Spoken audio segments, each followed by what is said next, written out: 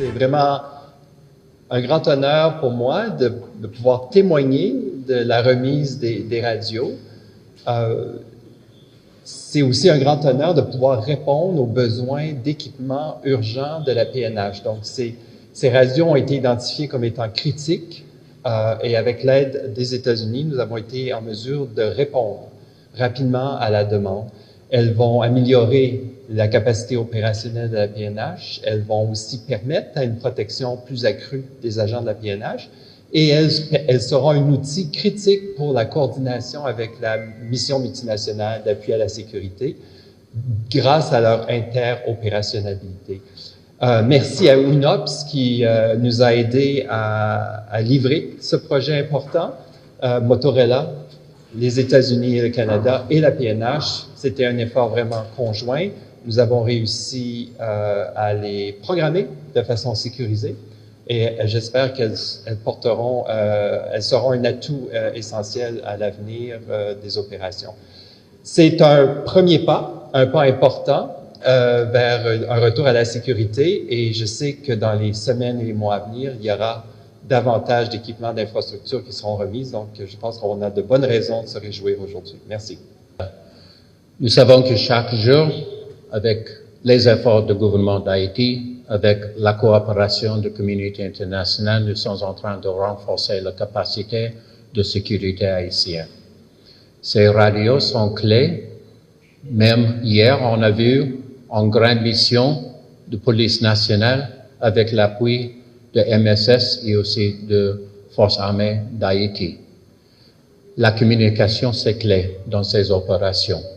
Alors, nous savons qu'on a déjà donné la majorité de ces radios qui étaient utilisées même hier pour faire force contre les gangs.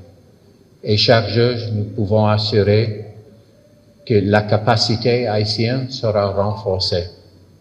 Même on a noté la semaine dernière, avec les investissements du gouvernement haïtien elle-même, ils ont reçu les véhicules blindés qui étaient aussi utilisés hier pour les opérations.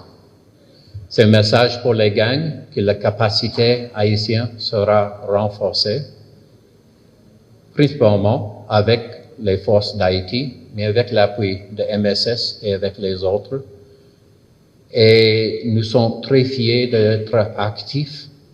Nous savons que le but de MSS, c'est de ne pas remplacer le PNH, mais d'aider, de renforcer la capacité, qu'à un moment donné, la capacité du gouvernement haïtien sera suffisante contre la capacité des gangs.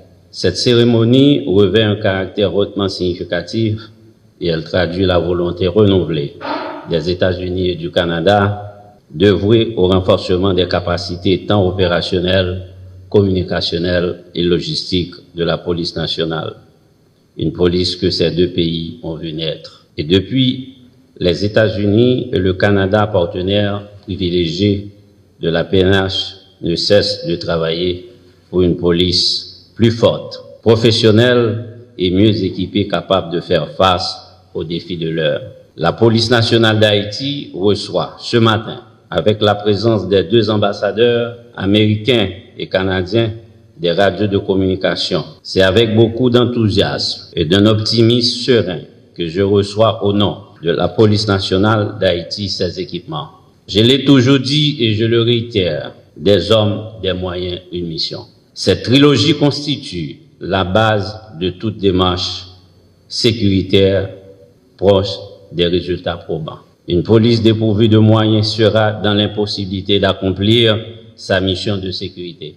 Des policiers mieux équipés se sentiront outillés dans l'accomplissement de la mission de protection de servir liée à la sécurité. Les problèmes récurrents liés aux violences des gangs armés entravent les avancées économiques et impactent aussi négativement les progrès du pays. Force est de reconnaître que grâce au soutien des États-Unis, du Canada, de l'UNOPS, la PNH a pu, au cours de ses 29 ans d'existence, de se maintenir à flot et l'obligation de résultat est d'autant plus urgente. Dotée de plus de moyens, la PNH saura triompher dans la lutte contre les gangs armés, amenant ainsi le bien-être tant collectif qu'individuel attendu par la population haïtienne.